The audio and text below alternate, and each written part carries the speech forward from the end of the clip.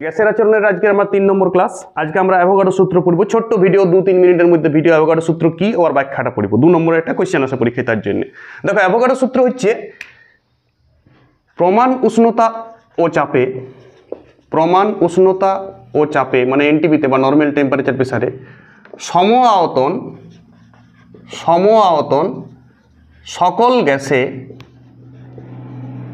সমান সংখ্যক অণু থাকে, বাস এইটাই বয়লের সূত্র। এবারে ব্যাখ্যা, এর ব্যাখ্যাটা কোনো গাণিতিক ব্যাখ্যা নাই, একটা যুক্তি আছে শুধু। ধরি ভি লিটার নাইট্রোজেন গ্যাসের আয়তন কত? নাইট্রোজেন গ্যাসের আয়তন আমি ধরলাম, অনুসংখ্যা ধরো ভি লিটার নাইট্রোজেন গ্যাসের অনুসংখ্যা এন।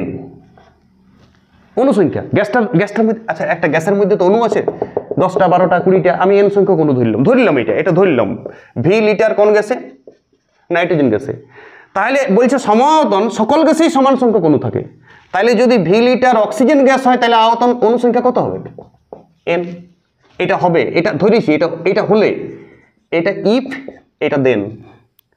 আমি এটা ধরে নিয়েছি নাইট্রোজেন গ্যাসটা, বোঝার চেষ্টা করবে। তাহলে লিখবে যে ভি লিটার অক্সিজেন গ্যাসের, আচ্ছা ভি লিটার হাইড্রোজেন গ্যাসের অনুসংখ্যা কত হবে? এন। ভি লিটার যে কোনো হরিদাস গ্যাসের অনুসংখ্যা কত হবে? এন।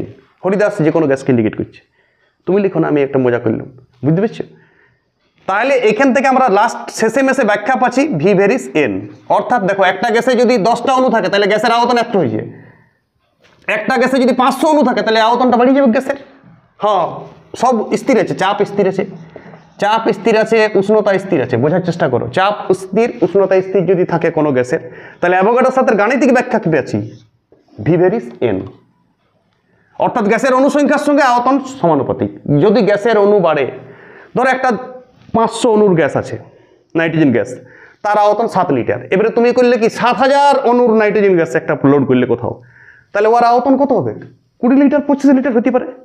তাহলে অনুসংখ্যা বাড়লে আয়তন বাড়িবে। তাহলে অনুসংখ্যা এন ধরছি ছোট হাতে।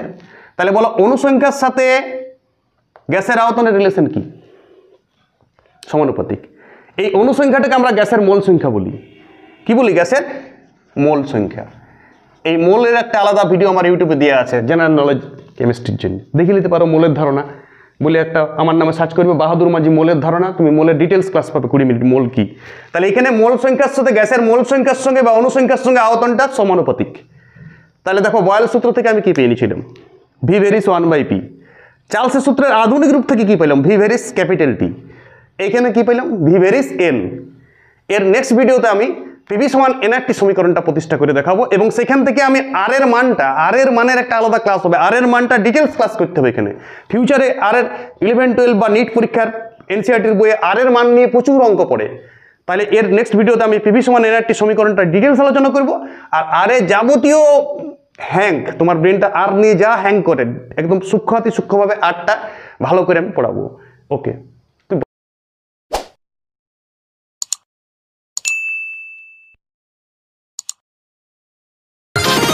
Press start.